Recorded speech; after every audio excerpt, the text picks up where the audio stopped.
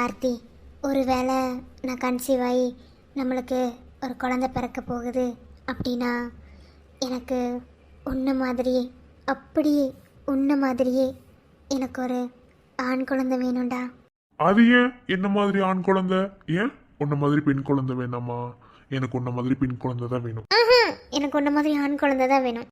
முடியாது செல்லாது. எனக்கு பெண் குழந்தை தான். அதுக்கப்புறம் வேணா ஆண் குழந்தை பார்த்துக்கலாம். என்ன சொல்ற?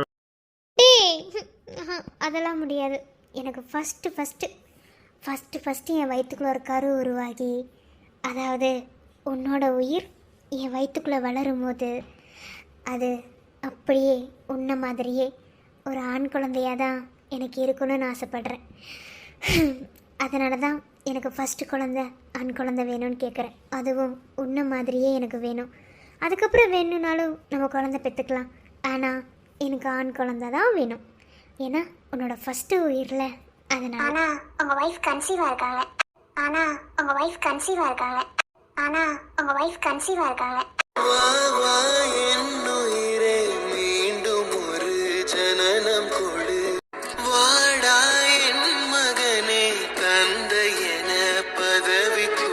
கார்த்தியண்ணா, அண்ணா ப்ளீஸ் தயவு செஞ்சு ஃபீல் பண்ணாதீங்கண்ணா. ஃபீல் பண்ணி நீங்கள் உடஞ்சி போயிட்டீங்கன்னா கலைக்கு இந்த உண்மை தெரிய வரும்போது அவளை தேத்துறது ரொம்ப கஷ்டம். நீங்களே இப்படி உடஞ்சி போகாதீங்க. உங்களை கெஞ்சி கேட்குறேன் ப்ளீஸ்ண்ணா. இல்லம்மா, இந்த கடவுள் ஏன் வாழ்க்கையில இப்படிலாம் விளையாடணும்? ஒன்னும் கொடுக்கணும், இல்லைன்னா கொடுக்காமலே விட்டுறணும். கொடுத்துட்டு அது என்ன எடுக்கிறது? ஆசை காட்டி ஏமாத்துறதா? நானும் அதுக்கு போய் இதை தாங்குறேன். ஆனா அவளுக்கு இந்த உண்மை தெரிஞ்சதுன்னா சத்தியமா அவளால இதை தாங்கவே முடியாது. ஏன்னா அவளுக்கு குழந்தைன்னா அவ்வளோ உயிர். என்னால இதை ஏத்துக்கவே முடியலம்மா. அண்ணா, நானும் ஒரு டாக்டர் தான் சொல்கிறேன். கலையோட நிலைமையிலேயே எத்தனையோ பேர் குழந்தை இழந்திருக்காங்க. ஆனால் அவங்க எல்லாமே மனசு நொந்து போகலையே. ஏதோ ஒரு சூழ்நிலையில் கண்டிப்பாக நம்மளுக்கு குழந்தை பிறக்கும் அப்படின்னு தான் நம்பிக்கிட்டு இருக்காங்க. நான் இப்போவும் சொல்கிறேன், கலைனால் கண்டிப்பாக இன்னொரு தடவை தாயாக முடியும், உங்களாலையும் அப்பா ஆக முடியும். நீங்கள் ஒன்றும் கவலைப்படாதீங்க. ஆனால் இப்போதைக்கு அவள் உடம்பு ரொம்ப ரொம்ப முக்கியம். அவளுக்கு என்ன ப்ராப்ளம் அப்படிங்கிறத முதல்ல நீங்கள் கண்டுபிடிங்க. இப்படி மென்டலி ஒருத்தவங்க டிஸ்டர்பாக இருந்தாங்கன்னா அதுக்கப்புறம் அவங்கள நம்ம என்ன பண்ணினாலும் தேற்ற முடியாதுண்ணா. ஏன்னா இது மூளை சம்மந்தப்பட்ட விஷயம். நம்ம டாக்டர் சொன்ன மாதிரி, ஸ்டெல்லா டாக்டர் சொன்ன மாதிரி மூளைக்கும் மனசுக்கும் நிறைய டிஃப்ரென்ஷியேஷன் இருக்குண்ணா. ஓகேவா? அது ரெண்டும் நமக்கு ப்ராப்பராக சரியாக வேலை செய்யலைன்னா நம்மளால் ஒரு ஒரு வேலையை கூட உருப்படியாக செய்ய முடியாது. சரி, அது இருக்கட்டும். இன்னொரு முக்கியமான விஷயம், கலை கன்சீவ் ஆனது, இப்போ அவளுக்கு அபார்ஷன் ஆனது, இது எதுவுமே யாருக்குமே தெரிய வேணாம். உனக்கும் எனக்கும் மட்டும்தான் தெரியும். இதை மற்ற எந்த ஃப்ரெண்ட்ஸ்கிட்டையும் சொல்லிடாதம்மா. முக்கியமாக இது கலைக்கு தெரிஞ்சதுன்னா அவள் என்ன ஸ்டேஜுக்கு போவானே, என்னால் அதை கன்சிடர் கூட பண்ண முடியல. அந்த அளவுக்கு நான் உடைஞ்சு போயிட்டேன். அவளால் இதை தாங்கவே முடியாது. கண்டிப்பாக அவளுக்கு இது தெரியவே கூடாது. என்னோட இடத்துல இருந்து அவளுக்கு எந்த சூழ்நிலையும் நான் தெரிய வைக்க மாட்டேன். ஆனால் உனக்கு தெரிஞ்ச உண்மையை பிரவீன் கிட்ட கூட சொல்லிடாதம்மா. இதை நான் சொல்கிறதுக்கு ரைட்ஸ் இல்லை தான். உங்களோட பர்சனலுக்குள்ள நீங்கள் எதை வேணாலும் ஷேர் பண்ணிப்பீங்க. ஆனால் இது என் பொண்டாட்டியோட விஷயம். அதனால தான் சொல்கிறேன், பிரவீன் கிட்ட கூட ஷேர் பண்ணிக்காதம்மா ப்ளீஸ். அண்ணா ப்ளீஸ்லாம் சொல்லாதீங்க. நான் உங்களுக்கு தங்கச்சி தானே, என்னை தங்கச்சியை தானே பார்க்குறீங்க. இதை யாருக்கிட்டேயுமே சொல்ல மாட்டேன். ஏன்னா இது கலையோட ஒரு பாஸ்ட்டை எப்போதுமே மறக்க தான் நினைக்கணும். அதனால் அதை தோண்டி கிளற என்றைக்குமே நான் அதுக்கு ஆளாக இருக்க மாட்டேன். நீங்கள் ஒன்றும் கவலைப்படாதீங்க. இதை நான் யார்கிட்டையும் சொல்ல மாட்டேன். நீங்கள் ஃபீல் பண்ணாமல் இருங்க. டாக்டர் நார்மல் வார்டுக்கு மாற்றினதுக்கப்புறம் உள்ளே போய் பாருங்கள். ஓகேவா? இப்படியே இருந்தீங்கன்னா அவளுக்கு சந்தேகம் வரும். எப்பயும் போல நார்மலாக இருங்க. தேங்க்ஸ்மா. டாக்டர். மிஸ்டர் கார்த்திக் கலைவாணி, நீங்கள் தானே? ஆமாம் டாக்டர். எந்த ஒரு தகப்பனுக்குமே இது ரொம்ப பெரிய கஷ்டமாக தான் இருக்கும். இதை தாண்டி வர்றது அது அதை விட கஷ்டம். இருந்தாலும் சொல்ல வேண்டிய கடமை, சொல்லி ஆக வேண்டிய சூழ்நிலை. அதனால தான் அவங்களுக்கு அபார்ஷன் பண்ணிட்டோம். மயக்கத்தில் இருக்காங்க. நீங்கள் மட்டும் போய் பாருங்க. டாக்டர், அவளுக்கு எதுவும் தெரியாதுல்ல? இல்லை, அவங்களுக்கு எதுவும் தெரியாது. அபார்ஷன் பண்ண ஸ்டார்ட் பண்ணதுலேருந்தே அவங்க மயக்க நிலையில தான் இருந்தாங்க. இப்போ வரைக்குமே அவங்களுக்கு என்ன நடந்துச்சுன்னே தெரியாது. ஐ மீன் எம்ஆர்ஐ ஸ்கேன் எடுக்க போனோம் பார்த்தீங்களா, அப்பையிலேருந்தே எதுவுமே தெரியாது. ஸோ இதுக்கு மேலே அவங்கக்கிட்ட இருந்து மறைக்கிறது உங்களோட புத்திசாலித்தனம். ஓகே, போய் பாருங்கள். Okay doctor. நந்தினி என் கூட கொஞ்சம் வரீங்களா? எனக்கு ஒரு முக்கியமான கெமிக்கல் வேணும். அதை லேப்ல இருந்து எடுத்து தர முடியுமா ப்ளீஸ்? ஓகே டாக்டர், வாங்க. அண்ணா நீங்கள் கலையை பாருங்க. நான் டாக்டர் கூட போயிட்டு அப்புறம் வந்துடுறேன், ஓகேவா? சரிம்மா.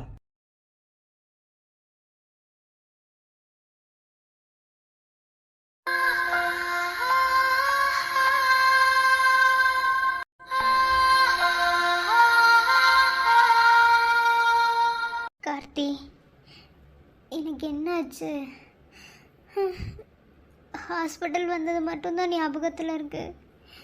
அதுக்கப்புறம் ஒன்றுமே ஞாபகத்தில் இல்லை. என்னாச்சு எனக்கு? என்ன மன்னிச்சிருக்கலை. உங்ககிட்ட எதையுமே மறைச்சதில்லை. ஆனா இது உங்ககிட்ட சொன்னா நீ கண்டிப்பா தாங்கிக்க மாட்டேன். அதனாலதான் உங்ககிட்ட இருந்து மறைக்கிறேன். என்னாலேயே தாங்க முடியாத போது அந்த உணர்வை நீ உணர்ந்தவ. உன்னால நிஜமாவே அதை தாங்க முடியாது. சொல்லுடா, ஒன்று தானே கேட்குறேன். எனக்கு என்னாச்சு? இது ஹாஸ்பிட்டல்னு தெரியுது, ஆனால் தலையெல்லாம் சுற்றுது. என்னாச்சு? அது ஒன்றும் இல்லைம்மா. உனக்கு ஸ்கேன் பண்ணாங்க. இந்த எம்ஆர்ஐ ஸ்கேன் சொல்லுவாங்க தெரியுமா, அது பண்ணாங்க, அவ்வளோதான். மற்றபடி வேற ஒன்றும் இல்லை. ஆமாம், நம்ம ஸ்கேன் பண்ண தானே வந்தோம். ஓகே, ஆனால் ஒரு மாதிரி ரொம்ப டயர்டாக இருக்கு. டயர்டாக இருக்கா? அது ஸ்கேன் பண்ணதுனால அப்படி இருக்கும். ட்ரிப்ஸ் போட்டிருக்காங்கல்ல, வீட்டுக்கு போய் பார்த்துக்கலாம், ஓகேவா? நான் உங்ககிட்ட எதையாவது மறைச்சிருக்கேனா? நீ எதையோ மறைக்க போய் இப்போ பாரு, உன்னை ஹாஸ்பிட்டலில் அட்மிட் பண்ணுற அளவுக்கு வந்து போச்சு. கார்த்தி, வயிறு ரொம்ப வலிக்குதேடா. என்னால் முடியல கார்த்தி, வயிறு ரொம்ப வலிக்குது.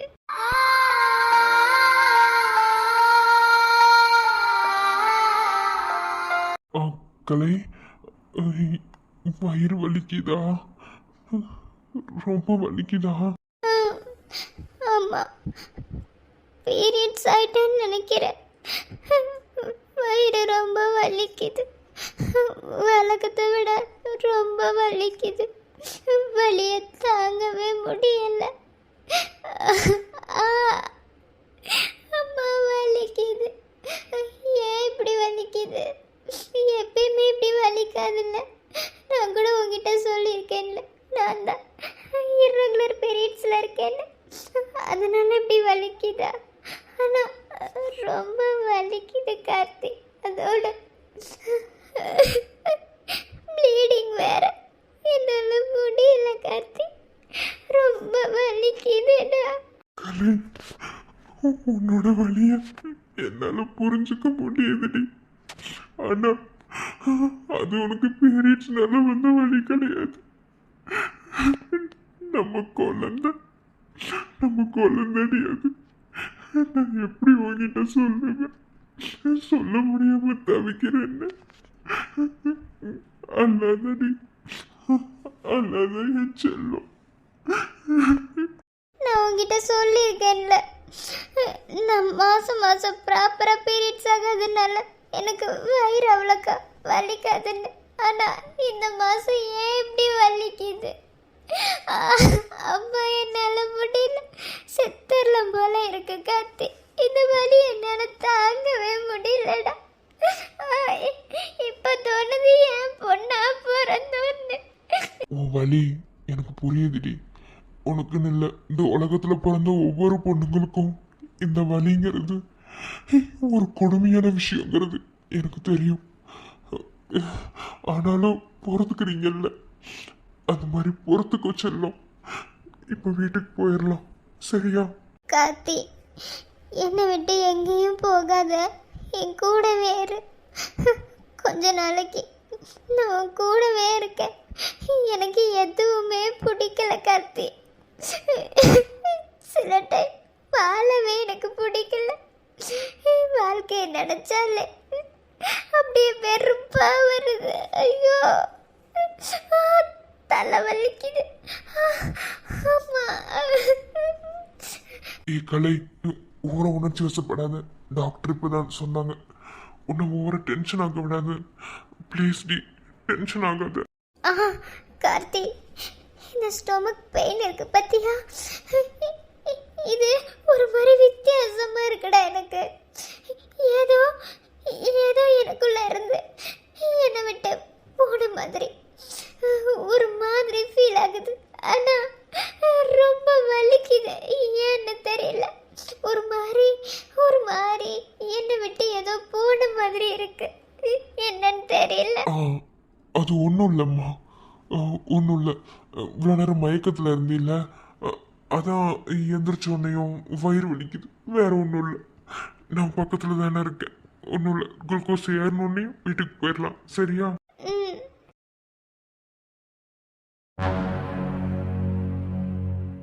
இப்போ பெயின் கொஞ்சம் பரவாயில்லையா? முன்ன இருந்ததை விட இப்போ கொஞ்சம் பரவாயில்ல. ஆனால் ஏன் வலிக்குதுன்னு தான் தெரியல, ரொம்ப வலிக்குது. நான் இப்படியே தோல் மேலேயே சாஞ்சுக்கிறேன். நான் பக்கத்தில்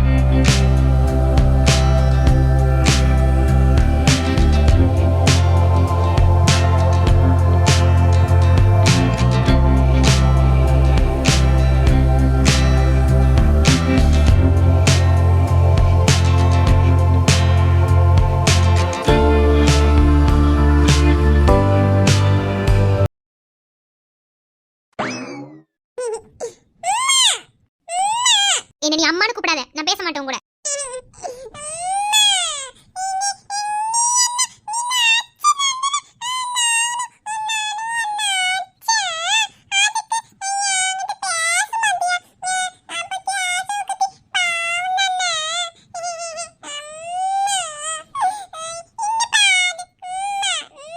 எத்தனை தடவை வேணும்னாலும் அம்மா கூப்பிட்டு கூட, ஆனா திரும்பவே மாட்டேன். நீ அம்மா கூப்பிடுற ஸ்டைல்லையே அப்படியே அம்மா ஊறிடுவேன்னு நினைக்கிறியோ?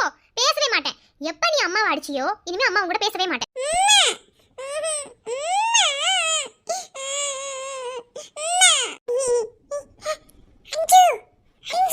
என்னது அஞ்சுவா? ஏய் என்ன சொன்ன? என்ன பார்த்தா உனக்கு அஞ்சு மாதிரி தெரியுதா? பேசவே கூப்பிடுறதுக்கு நீ பெரிய ஆளாயிட்டியா? மவனே இங்க வா. கொழுப்பு கொழுப்பு அஞ்சுவா? அஞ்சுவா நான் உனக்கு சஞ்சுவ மாத்தி அஞ்சுங்க. சேட்டை தானே அம்மா எதுவும் பேச மாட்டேங்கிறானே. உன் மேல கோபமா இருந்தது என்னமோ உண்மைதான்டா. ஆனா ஒரு நிமிஷத்துல அம்மாவை சிரிக்க வச்சிட்டீல. நீ சரியான வித்தக்காரன் தான், அப்படியே உன் அப்பன் மாதிரி.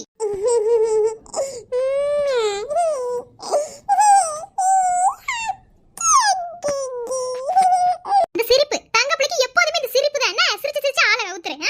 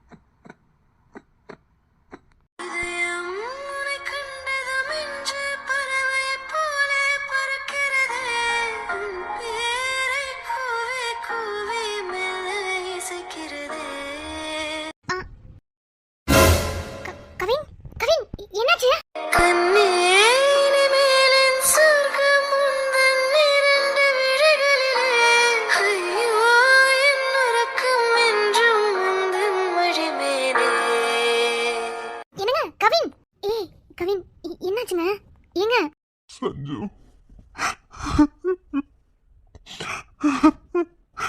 நான் உன்னை ரொம்பவே கஷ்டப்படுத்திருக்கேன்ல சஞ்சு. சாரிடி, என்ன மன்னிச்சிரு சஞ்சு. நான் சத்தியமா எதிர்பார்க்கல சஞ்சு. சஞ்சு நீங்க என்னாச்சு? ஏன் அழுகுறீங்க? என்ன எதிர்பார்க்கல? அம்மு நீ பாருடா. டேய் டேய் நீ பாருடா.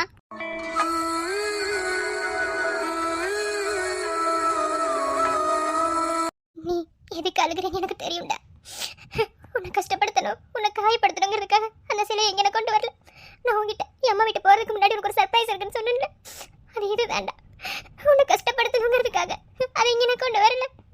நீ இல்லாத வாழ்க்கைய நான் எப்படிலாம் வாழ்ந்திருக்கேன்னு நீ தெரிஞ்சுக்கணும் தான் அதை இங்கே கொண்டு வர சொன்னேன். மற்றபடி உன்னை கஷ்டப்படுத்த கொண்டு வரல. அந்த சிலையை பார்க்கும் போதெல்லாம் உனக்கு என் ஞாபகம் வரணும், அதுக்காக தான். இப்பனாலே என் ஞாபகம் இருக்கதான் செய்யுது. ஏன் கவின், நீ ஒன்று யோசிச்சியா? அது எப்படி ஒரு குழந்தைக்கு தன்னோட தாய் சொல்லாம இவர் தான் அவளோட அப்பான்னு தெரியும்? அப்படி யாருக்குமே தெரியாதுல்ல. ஆனா கேசவுக்கு அப்பா பாசமே கிடைக்கல. நீ யாருன்னு அவனுக்கு தெரியாது. ஆனா இந்த சிலையை பார்க்கும் போதெல்லாம் அவன் என்கிட்ட சொல்லுவான், மா அப்பா அப்பான்னுவா. அந்த உணர்வா என்னன்னு தெரியல. அந்த சிலையை வச்சுதான் நீ தான் அவனுக்கு அப்பான்னு அவன் கண்டுபிடிச்சான். அது வரைக்கும் அவனுக்கு தெரியாது. நீ வந்து அன்னைக்கு நிக்கும் போது அவன் அப்பான்னு கூப்பிட்டானே, அது இந்த சிலையை வச்சுதான் கவின் கண்டுபிடிச்சான். கொஞ்ச நாள் இந்த சிலை கூட தான் அவனும் வளர்ந்தான். அப்பான்னு சொல்லி கொடுத்து வளர்த்தண்டா. என் பிள்ளைய அப்பான்னு சொல்லி கொடுத்து வளர்த்தேன். இந்த உலகத்துல இந்த கொடுமை யாருக்கும் வந்திருக்காது. அப்பா உயிரோட இருந்தோம் அப்பாவை பார்க்க முடியாம ஒரு சிலை, அந்த சிலைய அப்பான்னு சொல்லி என் பிள்ளைய இத்தனை வருஷமா நான் வளர்த்துருக்கேன். அதை உனக்கு புரிய வைக்கதான் இதை இங்க கொண்டு வர சொன்னேன். தப்பா இருந்தா மன்னிச்சுக்கோம்மா. இல்ல சஞ்சு, தப்பா நினைக்கல. நீ என்ன கஷ்டப்படுத்துறதுக்காக இதை கொண்டு வரலன்னு எனக்கு தெரியும். ஆனா இதை பார்க்கும்போது எனக்கு உயிரே போயிடுச்சு சஞ்சு. இந்த உலகத்துல ஒரு பொண்ணை இப்படி எல்லாம் லவ் பண்றாள்னு உன்னை பார்த்து நான் நீ தெரிஞ்சுக்கிறேன். என்னால இதை ஏத்துக்க முடியல சஞ்சு. சஞ்சு என்ன மன்னிச்சிரு சஞ்சு. சஞ்சு காலம் முழுசும் காலடியில கிடந்தால தப்பே கிடையாது. நீ காயப்பட்டது இல்லாம என் பிள்ளைக்கு அப்பாங்கிற பாசத்தையே காட்டாம அந்த சிலைய சொல்லி கொடுத்து வளர்த்திருக்கீல. நான் நிறைய தடவை யோசிச்சேன்டி, அவன் எப்படி என்ன அப்பான்னு கூப்பிட்டான்னு.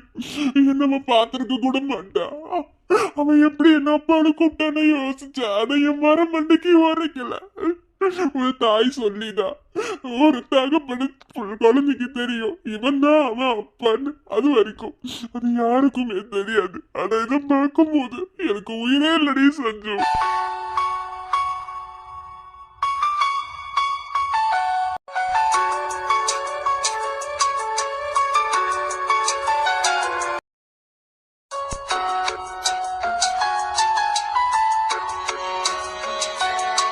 கவின் என்னடா போய் சொல்றாரே அப்படின்னு எதுவும் நினைச்சுக்காத.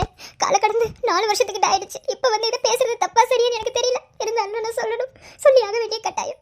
ஒருவேளை உன்னை நான் பொய்யா லவ் பண்ணியிருந்தா, ஐ மீன் காலேஜ் டேஸ்ல மட்டும்தான் உன்னை நான் லவ் பண்ணியிருந்துருக்கணும். அதுக்கப்புறம் காலேஜ் முடிச்சதுக்கப்புறம் நம்ம ரிலேஷன்ஷிப்ல ஒண்ணுமே இல்லை, அவ்வளோதான். அந்த லவ் தூக்கி போட்டுட்டு வீட்டில் பார்க்குற பையனை கல்யாணம் பண்ணிக்கணும் அப்படின்னு நான் நினைச்சிருந்தா உன்னை என் கழுத்துல தாலி கட்ட சொல்லியிருந்திருக்க மாட்டேன். இதை எந்த பொண்ணு செய்வாருன்னு எனக்கு தெரியல. ஏன்னா அப்படியே அவளுக்கு தைரியம் இருந்தாலும் அவங்க வீட்டை நினைச்சு அவளால அதை செய்யவே முடியாது. அது ஒரு குற்ற உணர்வுக்கு சமமாயிடும். ஆனா அதையும் மீறி உன்னை என் கழுத்துல தாலி கட்ட சொன்னேன். இது எல்லாத்தையும் மீறி பண்ணக்கூடாத தப்பு. உன் கூட ஹோட்டல் வந்து அன்னைக்கு அந்த தப்பு நடக்காம இருந்திருந்தா இன்னைக்கு கேசவ் வந்திருப்பானா? அந்த மாதிரி தான்டா நான் உன்னை உண்மையா லவ் பண்ண கண்டுதான் நீ இல்லாத ஒரு நிமிஷத்தை கூட ஒரு ஒரு முள்ளு மேல நின்னதுக்கு சமமா தான் அந்த வாழ்க்கையிட வாழ்ந்தேன். எப்பயாவது ஒண்ணு பாத்திர மாட்டோமா? நீ எனக்கு கிடைச்சிட மாட்டியா? திரும்ப உன் கூட வாழ்ந்துட மாட்டோமா? நான் எத்தனையோ நாள் நினைச்சிருக்கேன். நீ இருக்கும்போது உன் கூட நிறைய சண்டை போட்டிருக்கேன், வச்சிருக்கேன். ஆனா நீ இல்லாத போது உன் கூட ஒரு தடவையாவது வாழ்ந்துட முடியாதானே எனக்குள்ள எவ்வளோ ஆசை இருந்துச்சு தெரியுமா? அதெல்லாம் இப்ப நினைச்சாலும் அவ்வளோ வலிக்குண்டா எனக்கு.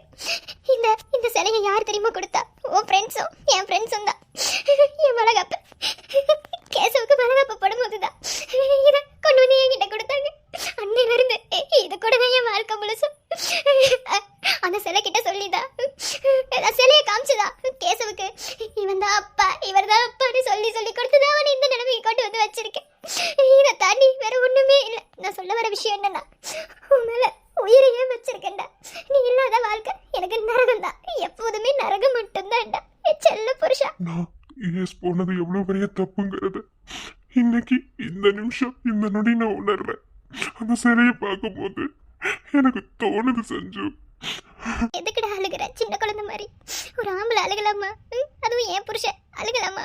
அதுக்காக இல்ல சஞ்சு. ஒரு பொண்ணு அழுகிறான்னா ஒண்ணு அவ பெத்தவங்களால, இல்லைன்னா ஏதாவது சண்டை, இல்ல புருஷன் முன்னாடி சண்டை, அந்த மாதிரி எதுக்காக அழுவா. ஆனா ஒரு ஆம்பளை அழுகிறான் ஒரு பொண்ணுக்காக மட்டும்தான் அழுவா. நான் உனக்காக மட்டும்தான் நீ அழுகிறேன். யாருக்காகவும் அழுதது இல்லை. ஐ லவ் யூ டி. I love you so much. அதடா ஒன்றும் இல்லை, சரியா? அது முடிஞ்சு போச்சு. அதான் இவ்வளோ பெரிய உருவமா என் பக்கத்தில் இருக்கியே, இதுக்கு மேலே எனக்கு என்ன வேணும்? இது போதும். I love you too. அல்லாதடா என் செல்லம். அல்லாதடா, கேசவி சொல்கிறேன் பாரு. அல்லாத அருகில் நீ வேண்டும் என்று என் இதயம் கேட்குதடி. கனவில் நான் கண்ட கனவு என்று நிஜமாய் மாறுதடி. உண்மை காதல் எல்லாம் பொய்யாயானதில்லை. ஆனால் எங்கள் காதல் உயிர் வாழும் வரையில் தேடாமல் வந்த தூரம் நீயடி. வெள்ளி இனி சொர்க்கம் நீயடி.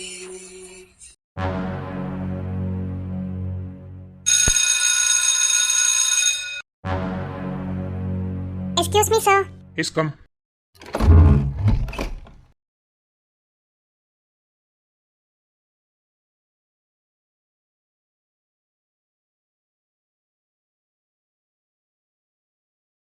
ஏன் லேட்டு? சாரி சார், எப்போதுமே லேட்டாக வந்ததில்லை. இன்னைக்கு தான் கொஞ்சம் லேட் ஆயிடுச்சு. பஸ்ஸு கொஞ்சம் லேட் ஆயிடுச்சு சார். எப்போதுமே இதே மாதிரி ரீசன் சொல்கிறத ஃபஸ்ட்டு ஸ்டாப் பண்ணுங்க, ஓகேவா? இது ஃபஸ்ட் அண்ட் லாஸ்ட்டாக இருக்கட்டும். இனி லேட்டாக வர வேலை வச்சுக்காதீங்க. அட்டெண்டன்ஸில் சைன் பண்ணிட்டு போங்க. இஃப் யூ டோன்ட் மைண்ட், நான் எப்போதுமே லேட்டாக வந்ததில்லை சார். இதான் ஃபர்ஸ்ட் டைம். காலேஜ் வந்து ஜாயின் பண்ணி 3 வீக்ஸ் ஆகுது சார். இது வரைக்கும் ஒரு நாள் கூட லேட் ஆனது கிடையாது. இன்னைக்கு தான் லேட் ஆயிடுச்சு. இனி எப்போதுமே லேட் ஆகாது sir. I am really very sorry. Attendance கொடுத்தீங்கன்னா சைன் பண்ணிட்டு போய் நான் என் ஒர்க்கை பார்ப்பேன். சைன் பண்ணிட்டு போங்க. எப்போதுமே உன் திமிருக்கு மட்டும் அளவே இல்லைல்ல. அடுத்தவங்களை கண்ட்ரோல் பண்ணுறதே ஒரு வேலையை வச்சுக்கிட்டு இருக்கீல. இதனால தான், இது ஒரு விஷயத்தினால தான் நீ எல்லாத்தையுமே இழக்கிற. அது உனக்கு இப்போ புரியல, இனியும் புரிய போகிறது இல்லை. இனி புரிய வைக்க உனக்காக யாரும் வரப்போகிறது கிடையாது. எப்போதுமே நம்மளோட நிலைப்பாடில் இருந்து மற்றவங்கள மாற்றணும்னு நினைக்கிறது ஒரு தப்பான விஷயம். என்னைக்கு அடுத்தவங்களை நம்ம கண்ட்ரோல் பண்ணணும்னு நினைக்கிறோமோ அன்னைக்கு அவங்களால நம்ம வெறுக்கப்படுவோம். அது உனக்கு என்றைக்குமே புரிய போகிறதில்ல. புரியாததுனால தான் நீ எல்லா விஷயத்தையுமே இழந்துக்கிட்டு இருக்க. அது உனக்கு என்னைக்கு புரியும்னு என்னால் சொல்லவே முடியலை. மற்றவங்களுக்கும் தனிப்பட்ட விஷயங்கள் நிறையா இருக்கும். அதை செய்யறதுக்கு ஒரு ஹோப் கொடுக்கலன்னா கூட பரவாயில்ல. அவங்கள டிசப்பாயிண்டட் பண்ணாமல் இருந்தாலே போதும். ஆனால் நீ அதை தான் செய்கிற. அது உனக்கு புரியவே மாட்டேங்குதுல்ல. அது உனக்கு புரியவே வேணாம். ஆனால் எனக்கு நீ புரிஞ்சுக்கணும். நீ எந்த விஷயத்தையுமே புரிஞ்சுக்க வேணாம். நீ கடைசி வரைக்கும் இப்படியே இரு. என்ன உன் மனசுக்குள்ளே நினைக்கிறேன்னு எனக்கு நல்லாவே தெரியுது. ஆனால் என்னோட கேரக்டரை நான் யாருக்காகவும் மதிக்க மாட்டேன். எனக்கு பிடிச்ச மாதிரி தான் நான் இருப்பேன், மற்றவங்களையும் இருக்க வைப்பேன். ஹரிஹரன் எப்போதுமே ஒரு சுயநலத்துக்காக வாழ்கிறவன் மட்டும்தான். அவனை மாற்றணும்னு யாரும் நினச்சாலும் அவங்க அவங்களோட வாழ்க்கையிலே இருக்க மாட்டாங்க. புரிய வேண்டியவங்களுக்கு புரிஞ்சிருக்கும். சில விஷயங்கள் மாறுறது ரொம்ப கஷ்டம்தான். ஆனாலும் அதை நமக்கு ஏற்றப்பில் மாற்றிக்கிறது ரொம்ப ஈஸி. நீ மாற மாட்டேன்னு எனக்கு தெரியும். உன்னை மாற்றணும்னு நினைக்கிறவங்கள உன் வாழ்க்கையே இல்லாமல் பண்ணிடுவியே. அதுதானே உன்னோட வழக்கமே.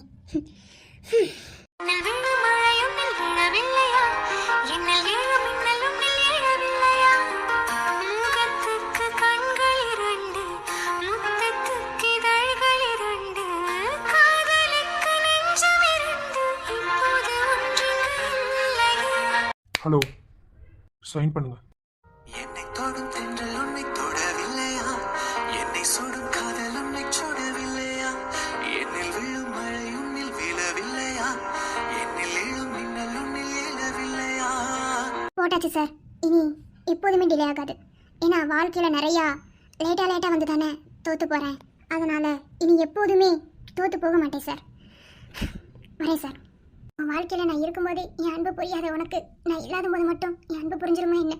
அது புரியவே வேணாம். என்ன புரிஞ்சுக்கிற ஒரு ஆள் கண்டிப்பாக எனக்கு கிடைப்பாங்க. நான் காத்திருப்பேன்.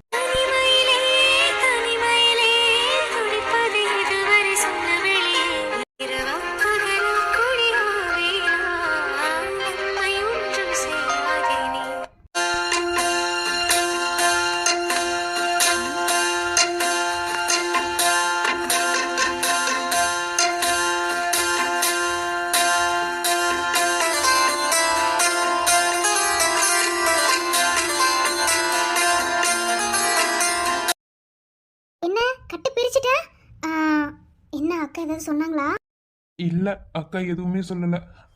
நீ வரேன்னு சொல்லிட்டு ஏமாத்திட்டே இருக்கீல, அதை தான் கேட்டுட்டே இருந்தாங்க. மற்றபடி வேற எதுவுமே சொல்லல. ஆமா, வலி கட்டு மண்டையில இருக்கிறது ஒரு மாதிரி இருந்தது, இன்னமும் நிறைய தலையில அடிபட்ட மாதிரி. அதனால வேணான்னு பிரிச்சுட்டேன். உன்னை பார்க்காம 2 நாள் எப்படி தெரியுமா இருந்துச்சு? 2 நாள் காலேஜ் லீவ் விட்டுட்டாங்கல்ல. அப்புறம் நான் சொல்லணும்னு நினைச்சேன், என்ன நீயும் உன் ஃப்ரெண்டும் ஒரே மாதிரி சுடிதார் போட்டிருக்கீங்க. நான் சில டைம் அந்த பொண்ணை நீ நினைச்சு அகல்யான்னு சத்தம் போட்ட தெரியுமா? மச்சான் கேட்டியா? ரெட்ட குடும்பிய அகல்யான்னு நினைச்சு அகல்யான்னு சத்தம் போட்டேனாமா. டே மச்சான், இவன் போற ஸ்பீட பார்த்தா கண்டிப்பா ப்ரப்போசல் தான். அதுவா, ஃப்ரெண்ட்ஸாக இருக்கவங்க எல்லாருமே இப்படி தான். ஒரே மாதிரி ட்ரெஸ் போட்டுக்கணும். ஒரே மாதிரி ட்ரெஸ் போட்டுக்கிட்டு நம்ம ஃப்ரெண்ட்ஷிப் அப்படிங்கிறது வந்து நமக்குள்ள தெரியும் நம்ம ஃப்ரெண்ட்ஸ்னு, மற்றவங்களுக்கு பார்க்கறதுக்கு தெரியணும்ல. அதனால ஃப்ரெண்ட்ஸ் மாதிரி ட்ரெஸ் போட்டுக்கணும், அவ்வளோதான். அப்படியா? அப்போ நாமளும் ஒரே மாதிரி தானே ட்ரெஸ் போடணும். நம்மளும் ஃப்ரெண்ட்ஸ் தானே. அப்போ நானும் உன்ன மாதிரி நாளையில இருந்து போட்டுட்டு வருவா. நீ என்ன கலர் ட்ரெஸ் போடுவேன்னு எனக்கு சொல்லிட்டு போ, நானும் அதே மாதிரி போட்டு வரேன். ஒரு பக்கம் புகையுதே. அப்ப அது கருகுதே. ராக்கி செத்துருவ, பொத்திட்டு இரு. சரிதான், உண்மைதான். சரி, ஓகே. நீ சொன்ன மாதிரி நம்ம 2 பேரும் ஒரே மாதிரி ட்ரெஸ் போட்டுக்கலாம், ஓகேவா? அப்போ நாளையில இருந்து நீயும் நானும் ஒரே மாதிரி ட்ரெஸ் போட்டுக்கலாமா? தாராளமா, ஓகேவா? டே மச்சான் கேட்டியா? நாளையில இருந்து ஒரே மாதிரி ட்ரெஸ் போடுவாங்களாண்டா. அப்புறம் என்ன, ஒரே மாதிரி ட்ரெஸ் போடுவாங்க, ஒரே மாதிரி சாப்பிடுவாங்க, ஒரே மாதிரி எல்லாமே பண்ணுவாங்க. அப்புறம் லவ் கூட ஒரே மாதிரி பண்ணுவாங்கடா. ராக்கி மூடிட்டு இருந்த ராக்கி செருப்புல அடிப்ப ராக்கி செத்துருவ நீ. டே மச்சான், என்னால மூடிட்டுல இருக்க முடியல, பேசாம இரு. வந்ததுலேருந்து உன்னை பார்க்கவே இல்லை, அதுக்கு தான். அப்புறம் உனக்கு ஒரு விஷயம் தெரியுமா? எங்களை டூர் கூட்டிகிட்டு போக போகிறாங்க. அப்படியா? எங்களோட டிபார்ட்மெண்ட்ல இருந்து சொன்னாங்க டூர் கூட்டிட்டு போறோன்னு. ஆனா எங்கன்னு ப்ராப்பரா தெரியல. இன்னைக்கு அசம்பிளி பண்றேன்னு சொல்லி சொன்னாங்க. அப்படியா? அப்ப 2 பேரும் ஒரே மாதிரி போனா நல்லா இருக்கும்ல? டே நான் சொன்னேன் கேட்டியா? ஒரே மாதிரி டூர் கூட போவாங்களாண்டா. ஏன் ஒரே மாதிரி ரூம் கூட எடுத்து தங்குவாங்க. டே நாயே, தப்பா பேசாத. அப்படி இல்ல, ரூம்ல கூட 2 பேரும் பக்கத்துல உட்காந்துப்பாங்க. அப்போ உங்களையும் எங்களையும் ஒரே மாதிரி தான் டூர் கூட்டிட்டு போக போறாங்கன்னு நினைக்கிறேன். பாப்போம். அப்படி மட்டும் இருந்தா ஜாலியா இருக்கும். ஆனா என்னாலதான் டூர் வர முடியாது. ஏன் வர முடியாது? எதுக்கு வர முடியாது? கண்டிப்பா நீ வந்துதான் ஆகணும், ஓகேவா? நம்மளும் போறோம். வேணாம், வந்தா வரமாட்டேன்னு சொல்றான் டாக்டர். என்ன வேண்டாம் மச்சான், உனக்கு புகைதா. அவ காசு போட்டு கூட கூட்டிட்டு வருவா. அவனும் வரட்டும், அவன் வந்தாதான் நல்லா இருக்கும். டே ராக்கி செத்துருவேன், மூடிட்டு இருந்து ராக்கி. உனக்கு என்ன, நீ சாத்திட்டு. அவன் வர்றதுனால இவனுக்கு என்ன? வந்தா அவன் லவ் என்ன இதாயிருமா? வந்துதான் ஆகணும். சரி, ஓகே. அசம்பிளி வச்சிருக்காங்க, அப்புறமா மீட் பண்ணலாம். பை. இன்றே மூடுமே எவனோ நீதானே காதலே என்னாலும் பொசுங்கி போனதடா எங்க ராக்கி காதலே. அதுல நான் கொஞ்சம் மண்ணெண்ணைய ஊத்த வந்தேனடா என் காதலே. ஹலோ ஸ்டூடண்ட்ஸ், எல்லாரும் எப்படி இருக்கீங்க? ஏதோ உங்க புண்ணியத்துல நல்லா இருக்குங்க. ஓ, புண்ணியத்துல நல்லா இருக்கீங்களா? சரி, ஓகே. இப்போதைக்கு இந்த அசம்பிளி உங்களுக்கு தெரியுமா? நீங்க சொன்னாதானே மேம் தெரியும். சும்மா கூட்டிட்டு வந்து நிக்க வச்சுட்டு அசம்பிளி எதுக்குன்னு தெரியுமான்னு கேட்டா நாங்க என்னத்த கண்டோம், எங்களுக்கு என்ன தெரியும்? வர தமிழ் டிபார்ட்மெண்ட் பசங்களுக்கு வாய் ரொம்ப கூடி போச்சு. பெரம்பு எடுக்கணுமோ என்ன வாத்தி வர ரொம்ப தான் பேசுறாப்ல தெரியுது. மேம் நிக்கிறாங்க சீன் தானே போடுறீங்க. அதுவும் ஸ்னேகா மேம் நிக்கிறாங்க தானே சீன் போடுறீங்க. ஆமாப்பா, எனக்கு வேற வேலை இல்ல பாருங்க. ஸ்னேகா மாம் இருக்காங்க, நான் சீன் போடுறேன். ஏன்டா நீங்களே ஒரு வழி பண்ணி விட்டுறீங்க போலடா. மேம், எங்களுக்கு தெரியும். அப்படியா? பரவாயில்லையே, கெஸ் பண்ணிட்டீங்களே. என்னவா சொல்லுங்க. மேம், எங்க எல்லாத்தையும் டூர் கூட்டிட்டு போக போறீங்க. ஆனா என்ன பிளேஸ்னு தெரியாது. பரவாயில்லையே, கண்டுபிடிச்சிட்டீங்க. அதுக்குள்ள காலேஜ் ஃபுல்லா நியூஸ் பரவிருச்சா என்ன? மேம் இந்த மாதிரி விஷயம்லாம் பரவிருங்க மேம். எனக்கு இது எவ்வளவு பெரிய விஷயம். இதை எக்ஸாம்னு சொல்லுங்க, ஒரு ஈக்காக்கா கூட எட்டி பார்க்காது. ஏன்னா அது எக்ஸாம். என்னடா அதான் தெரிஞ்ச விஷயமாச்சே. உங்ககிட்ட இருந்து நிறைய விஷயம் நாங்க கத்துக்கணும் போல. அந்த அளவுக்கு இருக்கு. இல்ல மேம், நீங்க அந்த அளவுக்குலாம் கத்துக்கணும்னு அவசியம் இல்ல. ஏதோ கொஞ்சம் கத்துக்கிட்டீங்கன்னா சரி, ஓகே. உங்களை டூர் கூட்டிட்டு போலாம் அப்படின்னு வந்து பிரின்சிபல்கிட்ட பேசியிருக்கோம். பிரின்சிபல் என்ன ப்ராப்பரான ஒரு ரெஸ்பான்ஸ் எங்களுக்கு கொடுக்கல. கொடுத்ததுக்கப்புறம் நாங்கள் சொல்கிறோம். அதுக்கான லெட்டர்ஸ், அப்புறம் வந்து வீட்டில் பர்மிஷன் வாங்குறது, நிறைய விஷயங்கள் வந்து நாங்கள் சொல்லுவோம். அதெல்லாம் வந்து நீங்கள் ப்ராப்பராக வந்து எல்லாத்தையும் எடுத்துக்கணும் அப்படின்னு வந்து நாங்கள் கேட்டுக்கிறோம். ஓகேவா? மாத்தி கொஞ்சம் தள்ளுறீங்களா? ஸ்னேகா மேம் மறைக்கிறாங்க. ராக்கி செருப்புல அடிப்ப ராக்கி, உன்னால மூடிட்டே இருக்க முடியாது. இதுக்குள்ள சும்மா ஏதாவது பேசிட்டே இருக்க. என்ன நீ? நான் என்ன பண்ணாலும் சும்மா அம்பு வந்துகிட்டு இருக்கேன். அவ்வளவுதான் பாத்துக்கோ. ஏன் நீ மட்டும் அந்த அகல்யாவை காதலிக்கலாம், நான் ஸ்னேகா மேம் சைட் அடிக்க கூடாதா? எனக்கு வாத்தியும் ஸ்னேகா மேம் பேசுறது சுத்தமா பிடிக்கவே இல்லைன்னா பிரிச்சு விட்டுரு. அவங்க சேர்ந்தாதானே பிரிக்கிறதுக்கு. அவங்க தான் சேரவே மாட்டாங்களே. எப்படா சேருவாங்கன்னு காத்துட்டு இருக்கேன். சேர்ந்தவனே பிரிச்சு விட்டுருவேன். சரி, ஓகே. நம்ம போற சேம் டைம் சயின்ஸ் டிபார்ட்மெண்ட்லேயே போறதா சொல்லி சொன்னாங்க. பட் வந்துட்டு அவங்க என்ன பிளேஸ் போறாங்கன்னு தெரியல. ஒருவேளை நம்மளும் அவங்களும் ஒரே மாதிரி போற மாதிரி இருந்துச்சுன்னா 2 பஸ் வந்து பிடிக்கிற மாதிரி இருக்கும்னு நினைக்கிறேன். சரியா தெரியல. நம்ம கிளாஸ்ல ஸ்ட்ரென்த் கம்மி தான். ஸோ பார்த்துட்டு எதுவாக இருந்தாலும் முடிவு பண்ணிக்கலாம். கவர்மெண்ட் காலேஜை பொறுத்தளவு டூர் கூட்டிட்டு போற மாதிரி இருந்தால் லெட்டர்லாம் எழுதணும். லெட்டர்லாம் எழுதி வீட்டில் பர்மிஷன் வாங்கி எல்லாம் வச்சு தான் அதுக்கப்புறம் தான் டூர் கூட்டிட்டு போற மாதிரி இருக்கும். ஸோ டூருக்காக தான் இந்த அசம்பிளி. ஓகேவா? எல்லாருக்கும் வர சம்மதம் நாங்க தானே? எல்லாரும் ஒரு இடமா கண்டிப்பா. என்ன கார்த்தியனா திடீர்னு ஃபோன் பண்ணி எங்க எல்லாத்தையும் வர சொல்லிட்டீங்க? சும்மாதாம்மா எல்லாரையும் மீட் பண்ணி ரொம்ப நாள் ஆச்சுல்ல. கலைக்கு ஒரு மாதிரி இருக்குன்னு சொன்னான். அதான் உங்ககிட்ட பேசிட்டு இருந்தா கூட நார்மலா இருப்பேன். அதுக்கு தான். இல்லையே, கலை ஃபேஸ் வந்து கொஞ்சம் டல்லாவே இருக்கு. என்னன்னு சொல்லுங்கண்ணா. அதான் சொன்னேன்ல 3 நாளாவே மேடம் ஒரு மாதிரி இருக்காங்க, என்னன்னு தெரியல. அதான் சரி உங்களெல்லாம் வர வச்சு பேசினா கொஞ்சம் நல்லா இருப்பான்னு சொல்லிட்டு தான் வர வச்சேன்.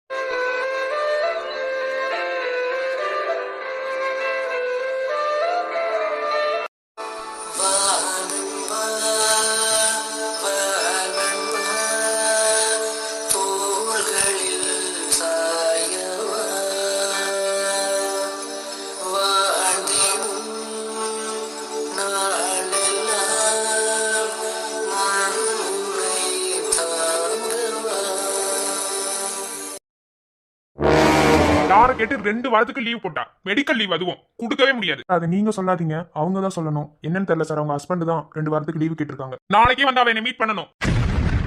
ஹாய் ஃப்ரெண்ட்ஸ், இப்போ வீடியோ கொஞ்சம் புரியாத மாதிரி இருக்கும். இந்த எபிசோட அட்ஜஸ்ட் பண்ணிக்கோங்க. நாளைக்கு போடுறேன்னு சொன்னேன் பார்த்தீங்களா? நாளைக்கு ஒரு நாள் உங்களுக்காக தான் ஞாயிற்றுக்கிழமை வந்து லீவ் போடாமல் முட்டுகளை போடுறேன்னு சொல்லி சொன்னேன். ஏன்னா வந்து ஏற்கனவே வந்து 2 நாள் வந்து லீவ் எடுத்துட்டேன் இந்த வாரத்தில். அதனால தான் வந்து நாளைக்கு போடுறேன்னு சொன்னேன். எனக்கு என்ன ரிஸ்க் எடுத்தாது நான் போட்டேன். அப்புறம் வந்து கதை சோகமாக போகுதுன்னு நினைக்காதீங்க. எல்லாமே வந்து ஒரு காரணத்தோட செய்வேன். உங்களுக்கு தெரியும் நான் எப்படி கதை கொண்டு போனாலும் அதை டிஸ்ட் வைப்பேன். ஸோ பொறுமையாக இருந்து பார்த்தீங்கன்னா எல்லாமே புரியும். அப்புறம் வந்து ஒரு நாள் வீடியோ போடலைனாலும் ஃபீல் பண்ணுறீங்க தெரியுது. ஆனால் வந்து ஒரு வீடியோ எடுத்து போடுறது எவ்வளோ கஷ்டங்கிறது எனக்கு தான் தெரியும். யாரும் வந்து தயவுசெய்து திட்டுற மாதிரி மட்டும் கமெண்ட் பண்ணாதீங்க. நான் யாருன்னு சொல்ல விரும்பலை. ஒரு சிலர் வந்து பண்ணுற கமெண்ட் அப்படி தான் இருக்குது. அதனால தான் நீங்கள் ஒரு கம்யூனிட்டி கூட போட்டேன். திட்டுற மாதிரி வந்து கமெண்ட் பண்ணாதீங்க. என்னால் முடிஞ்சால் கண்டிப்பாக போடுவேன். முடியல நான் கம்யூனிட்டி போஸ்ட் போடுவேன். நான் ஏதாவது பேசுறது தப்பாக இருந்தால் கூட மன்னிச்சுக்கோங்க. வீடியோ கொஞ்சம் புரியாத மாதிரி இருக்கும். யாரும் இதை நினச்சிக்க வேணாம். நாளைக்கு எபிசோடில் நல்ல காமெடியை கொண்டு வந்து கதையை இது பண்ணுறோம். அப்புறம் டூர் போகிறதா வந்து சொல்லியிருக்கோம் கதையில். அதில் வந்து ஃபேமிலி வந்து மிங்கிள் பண்ணுற மாதிரி ஒரு ஸ்டோரி வந்து நாங்கள் கிரியேட் பண்ணியிருக்கோம். பொறுத்திருந்து பார்த்தீங்கன்னா புரியும். Okay, tata, bye by.